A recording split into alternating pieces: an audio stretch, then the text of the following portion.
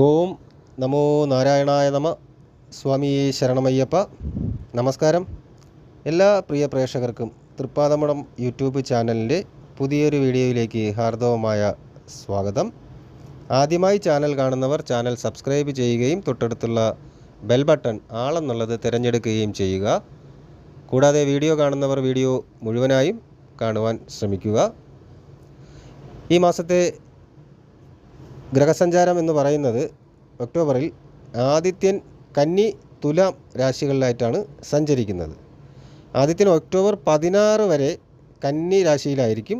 തുടർന്നാണ് തുലാം രാശിയിലേക്ക് രാശി പകർച്ച നടത്തുന്നത്. അത്തം, ചിത്തിര, ചോതി എന്നീ ഞാറ്റുവേലകൾ സംഭവിക്കുന്നത് ഈ സമയത്താണ്. ഈ സമയത്ത് ചന്ദ്രൻ ആദ്യം കറുത്ത പക്ഷത്തിലായിരിക്കും തുടരുന്നത്.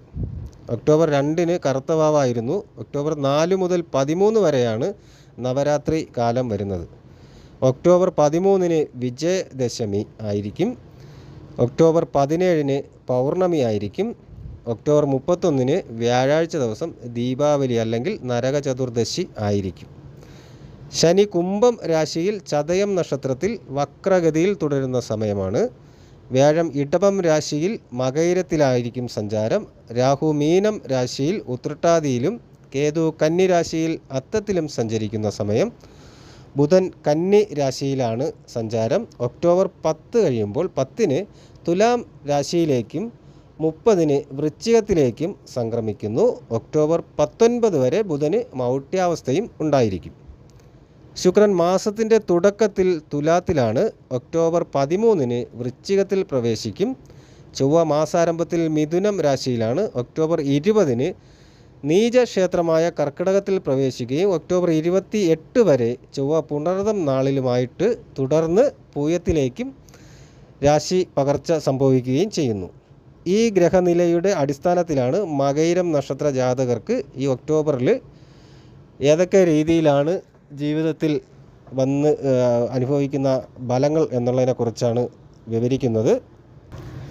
ഇവിടെ മകയിരം നക്ഷത്ര ജാതകരെ, അതായത് ഇടവക്കൂറുകാർക്ക് 5-6 രാശികളിലായിട്ടാണ് ആദിത്യൻ്റെ സഞ്ചാരം. മിഥുനക്കൂറിൽ വരുന്നവർക്കാണെങ്കിൽ 4-5 രാശികളിലായിട്ടാണ് ആദിത്യൻ്റെ സഞ്ചരിക്കുന്നത്. അതായത് പുതിയ കാര്യങ്ങൾ പഠിക്കുവാനും അതിനെക്കുറിച്ച് അറിവ് നേടുവാനും പ്രയോഗിക്കുവാനും ഒക്കെയുള്ള ഉത്സാഹം ഉണ്ടാകും.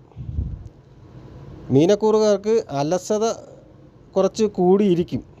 എന്നാലും ലക്ഷ്യ നിർവഹണത്തിൽ നിന്നും പിന്നോട്ട് പോകുന്ന ഒരു കാര്യമില്ല. ഏറ്റെടുത്ത കാര്യം അത് പൂർത്തീകരിക്കുവാൻ വേണ്ടി പരമാവധി ശ്രമിച്ച് മുന്നോട്ട് പോവുക തന്നെ ചെയ്യും. പിന്നെ വേറൊരു കാര്യം എന്ന് പറയുന്നത്, ആരുടെ ഉപദേശമാണ്, ആര് പറയുന്നതാണ് ശരി എന്നുള്ളത് ഇടവക്കൂറുകാർക്കും ഒരു സന്ദേഹം വന്നു ചേരുന്നതാണ് മനസ്സിനകത്തോട്ട്. പിന്നെ ഇപ്പോൾ പുതിയ വാഹനങ്ങൾ വാങ്ങാനുള്ള ഒരു അനുകൂലമായ ഒരു സമയമല്ല. സുഹൃത്ത് ബന്ധം ദൃഢമായി വരികയും അകലെയുള്ള ബന്ധുക്കളെ കാണുവാനോ അല്ലെങ്കിൽ ബന്ധുഗൃഹം സന്ദർശിക്കുവാനോ ഒക്കെ ഉള്ള അവസരം വന്നു ചേരുന്നൊരു സമയമാണ്. മുടങ്ങിക്കിടക്കുന്ന പഠനകാര്യങ്ങൾ, അതായത് സാഹിത്യപരമായിട്ടുള്ള പഠനകാര്യങ്ങൾ പുനരാരംഭിക്കുവാൻ സാധിക്കുന്ന ഒരു സമയമാണ്. വസ്തുവകകളുമായിട്ട് സംബന്ധിച്ച് അല്ലെങ്കിൽ ഭൂമി സംബന്ധമായ വ്യാപാരം, അതിൻ്റെ രേഖാപരമായ കാര്യങ്ങൾ അതൊക്കെ മാന്ദ്യത്തിലാകുവാൻ അല്ലെങ്കിൽ ഒന്ന് സാവകാശത്തിൽ അതായത് പതിയെ നടക്കുകയുള്ളൂ എന്നുള്ളതാണ്. വിചാരിച്ച സമയത്ത് ഇതൊന്നും നടത്തിയെടുക്കുവാൻ സാധിക്കില്ല എന്നുള്ളതും കൂടെ ഓർമ്മപ്പെടുത്തുന്നു.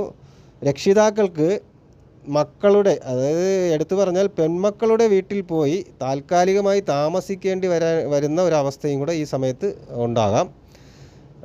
വായ്പകളൊക്കെ ബാങ്കിൽ നിന്ന് ലോൺ എടുത്ത വായ്പകളൊക്കെ തിരിച്ചടയ്ക്കുന്നതിൽ കുറച്ച് ക്ലേശങ്ങൾ അനുഭവിക്കേണ്ടിയും കൂടെ വരുന്ന സമയമാണ്. ആ അടവുകളൊക്കെ മുടങ്ങുവാനും അതിൽ കുറച്ച് ബുദ്ധിമുട്ടുകൾ ഉണ്ടാകുവാനും ഒക്കെയുള്ള സാധ്യതയുണ്ട്.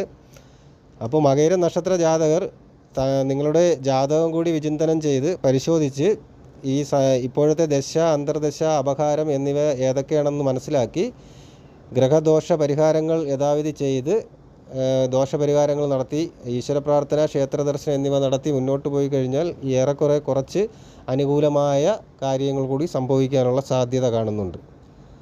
ആ രീതിയിൽ ചെയ്ത് മുന്നോട്ട് പോവുക. ഈ രീതിയിലായിരിക്കും ഇപ്പോൾ മകയിര നക്ഷത്രത്തിന് വരുന്ന ഫലങ്ങൾ എന്ന് പറയുന്നത്.